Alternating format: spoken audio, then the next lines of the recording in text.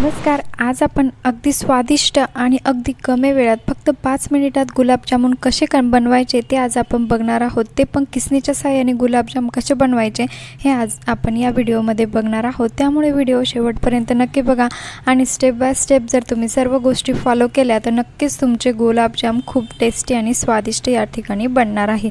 तर बघू शकतात मी या ठिकाणी सुरुवातीला हे गुलाबजामुनचं पॅक आणलेलं आहे. तुम्ही गिट्स कुठलंही पॅक इथे आणू शकतात. त्यानंतर आपण याला याचं जे आतमधलं पीठ आहे ते बाहेर काढून घेणार आहेत आणि आता आपल्याला या ठिकाणी पाण्याच्या साहाय्याने याला व्यवस्थित मळायचं आहे. पाणी तुम्ही जास्त टाकायचं नाही आहे, जसं लागेल तसं थोडं थोडं पाणी तुम्हाला या म्हणजे या पिठामध्ये तुम्हाला मिक्स करायचं आहे. बघू शकतात अशा प्रकारे मी यामध्ये पाणी टाकून ते व्यवस्थित मळून घेतलेलं आहे. आता बऱ्याचदा काय होतं की आपण हे जे गुलाबजामुनचं पीठ आहे हे थोडंसं असं तेलकट तुपट असल्यामुळे त्यामध्ये खवा असल्यामुळे काय होतं की त्याला व्यवस्थित असा मऊपणा येत नाही लवकर. त्यामुळे त्याला आपल्याला खूप मळायची किंवा अशी गरज पडते. परंतु आज आपण या ठिकाणी अगदी सोप्या पद्धतीने हे पीठ व्यवस्थित मऊ कसं बनवायचं ते देखील बघणार आहोत.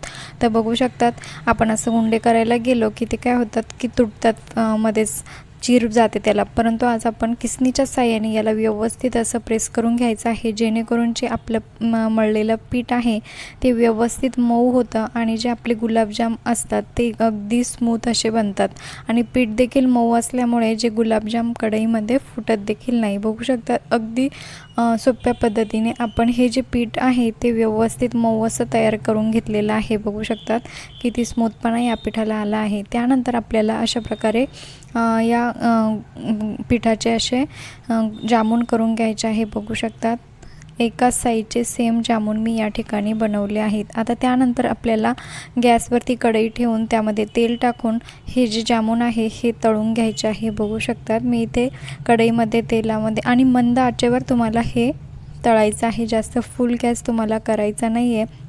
फुल गॅस केला की ते लवकर लाल होतात आणि आतमधली जी बाजू आहे ती कच्चीच राहते. बघू शकतात अशा प्रकारे मंद आचेवर आपल्याला हे गुलाबजामुन तळून घ्यायचे आहे. असे लालसर रंग येईपर्यंत हे आपल्याला या अशा प्रकारे तळायचे आहे. बघू शकतात किती छान आणि सुरेख रंग या गुलाबजामुनला आला आहे. मी सर्व गुलाबजामुन अशा प्रकारे तळून घेतलेले आहे. बघू शकतात आणि अगदी सोपी पद्धत आहे, काही अवघड पद्धत नाही आहे. बघू शकतात मी इथे 2 वाट्या साखर घेतली आहे आणि 1.5 वाटी मी इथे पाणी टाकणार आहे. 2 वाट्या जर साखर घेतली तर 1.5 वाटी मी पाणी यामध्ये ॲड केलेलं आहे आणि आता आपल्याला बनवायचा आहे पाक.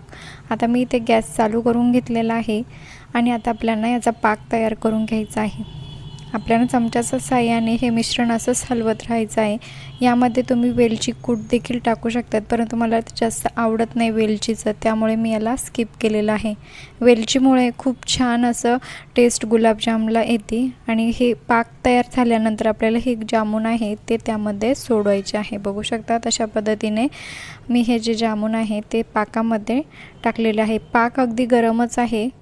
गरम पाकातच आपल्याला हे गुलाबजाम त्यामध्ये सोडायचे आहे, जेणेकरून या गुलाबजामुनला छान असा पाक व्यवस्थित त्यामध्ये मिक्स होईल. बघू शकतात आणि खूप छान आणि स्वादिष्ट या ठिकाणी आपले हे गुलाबजामुन तयार झालेले. अगदी 5 मिनिटात अगदी सोप्या पद्धतीने आपण खूप छान आणि सुंदर आणि खूप खायला देखील चविष्ट हे गुलाबजामुन लागतात. बघू शकतात मुलांसाठी तुम्ही अगदी सोप्या पद्धतीने आणि लवकर बनणार असे हे गुलाबजामुन बनवू शकतात. बघू शकतात किती छान दिसत आहेत आणि खायला देखील खूप छान झालेले आहेत. नक्की ट्राय करून बघा आणि आवडल्यास मित्रमैत्रिणींना देखील शेअर करा.